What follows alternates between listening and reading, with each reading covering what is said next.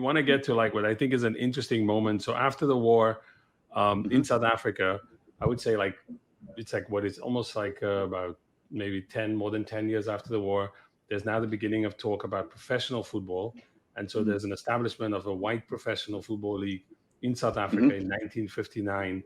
And then that league is when you start seeing kind of an influx, not so much touring anymore, but now many of those British players come to play in that league. And can you just say a little bit about why, the basis on which they play in that league, whether, as I understand, they don't sign contracts to be a member of the club. They just come as a guest player. And maybe you could say a little bit about some of these players who are coming to play in this league.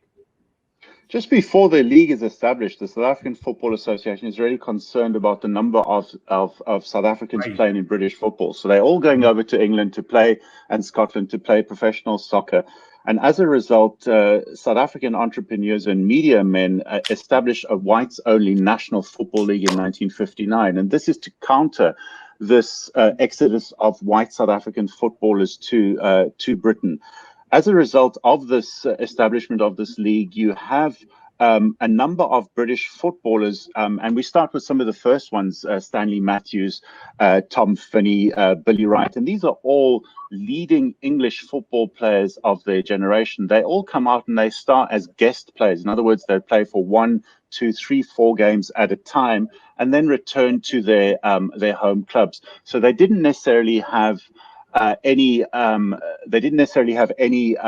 contract. There's Stanley Matthews, of course, a fascinating character.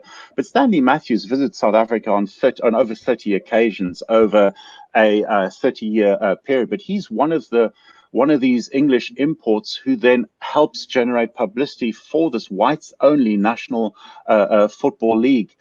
The football tours that we've touched on, the football tours continue every season. We have football tours. So we have Wolverhampton Wanderers, we have Dundee United, we have Preston North End, we have Tottenham Hotspur visit South Africa in 1963. Arsenal visited in 1964. Real Madrid visited in 1964. That was one of the things that surprised me, but we'll finish this story. I want you to at least say something about that Real Madrid thing for people who didn't know that, but continue. Well, the Real Madrid tour is interesting, and this is where the National Football League spent 5 years negotiating with Real Madrid, and Real Madrid came out for 2 matches they played in South Africa against a white South African 11. And this side wasn't called South Africa. This side was called the Castle Knights. And if you look at the game, the highlight reels, and if you look at their shirts, it was actually the logo of Castle Lager. So Castle Lager was the money behind, or South African Breweries was the money behind the Real Madrid tour to South Africa in 1965. So you have the sponsorship way ahead of any other sponsorship around the world. And in some ways, South African football is at the forefront of this new form of football that is going to emerge in the next 10, 15 years. So, yeah, they were absolutely crucial.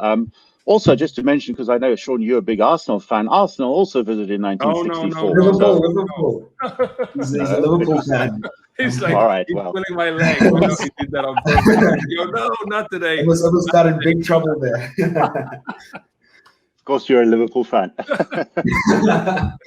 But say something about Scum, about that team. What about them? Oh my God! I didn't know it was going to get that bad today. But continue. Look, I mean, the bottom line is these tours generated significant profits for the clubs and for the South African coffers. And when South Africa is initially suspended from FIFA, the White Football Association is suspended from FIFA, this means that these clubs cannot come visit.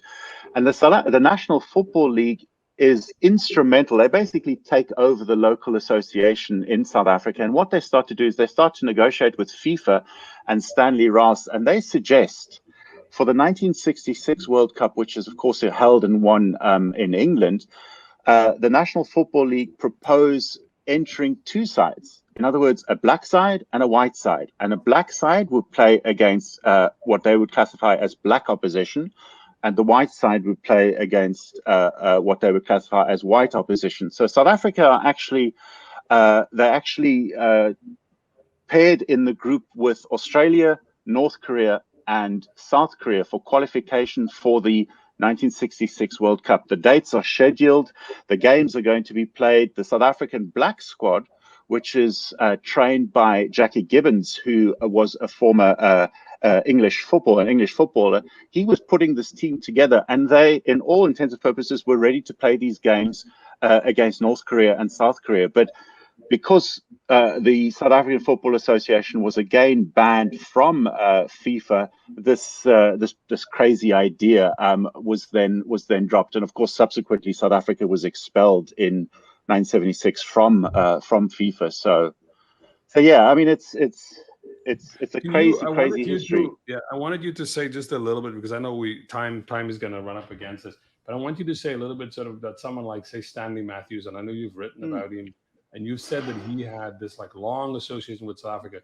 So you have the situation, South Africa is suspended now. This is Stanley Matthews actually in Ghana. This is not Stanley Matthews in South Africa, but he, as I said at the beginning, people forget he was an incredible footballer, right? Dribbler. Oh yeah.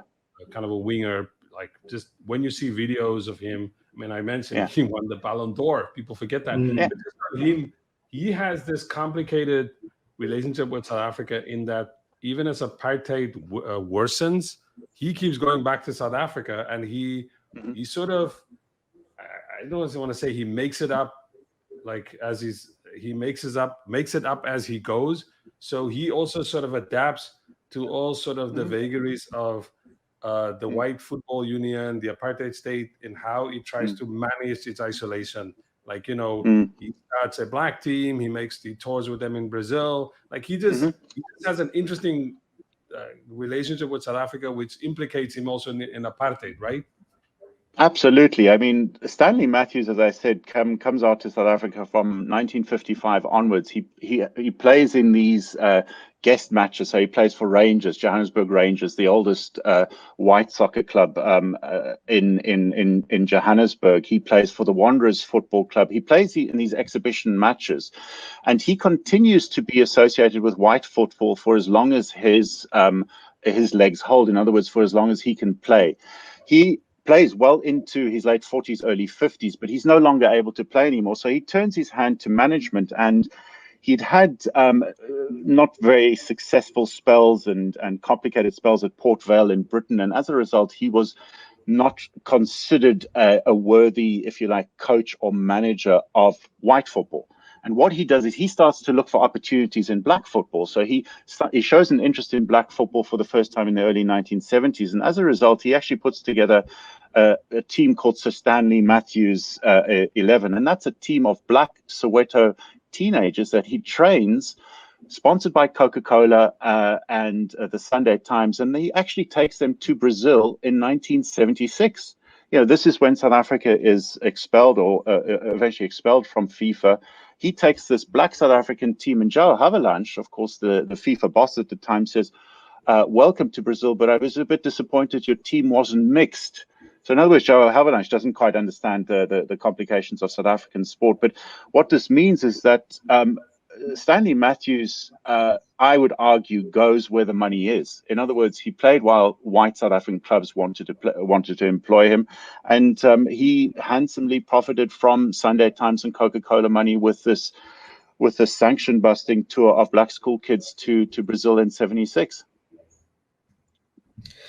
Wow, so I mean that's an extremely fascinating history. I mean, all of this is an extremely fascinating history, and I think that to ask another question related to that is that there's all of these other players that come as these guest players for all of these different teams, and you've put together sort of a starting 11 of all of these players that have come over the years to South Africa.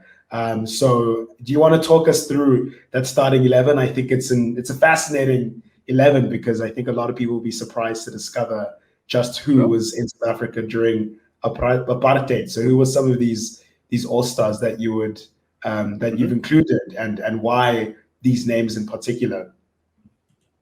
Okay, well, hopefully the image will appear. There we go.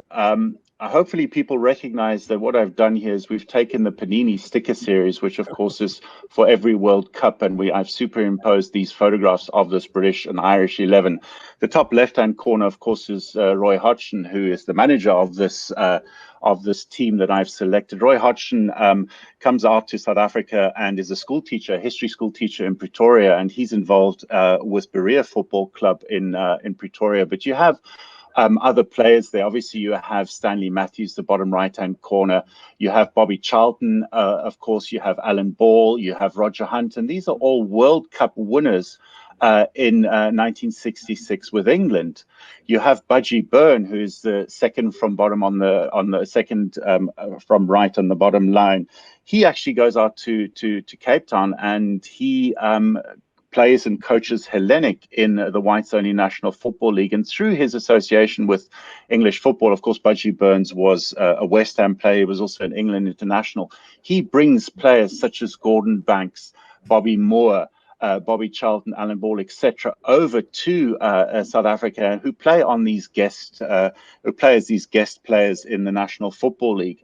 I think one of probably the most fascinating for me of all these players is the chap right in the middle, and that is George Best. Now, George Best was, of course, the Manchester United player and a Northern Irish international, who comes out in 1976. He comes out to play in a much smaller team in Johannesburg known as the Jewish Guild. So Jewish Guild team in Balfour in Johannesburg. And he's actually sponsored by Datsun. So Datsun sponsors his visit to South Africa. So that's the starting 11 with the manager I'd select, but there are a number of substitutes, and I think we can think of Kevin Keegan, for example, who comes out to Cape Town in 1978. He's actually sponsored by Mobil Oil Company. So you have this very close association between international capital with South African branches or South African offices sponsoring these players to come out to South Africa. So when we talk about a European Super League, I think hopefully what some of this illustrates is that money has always been part of football, and particularly in the case of South African football here.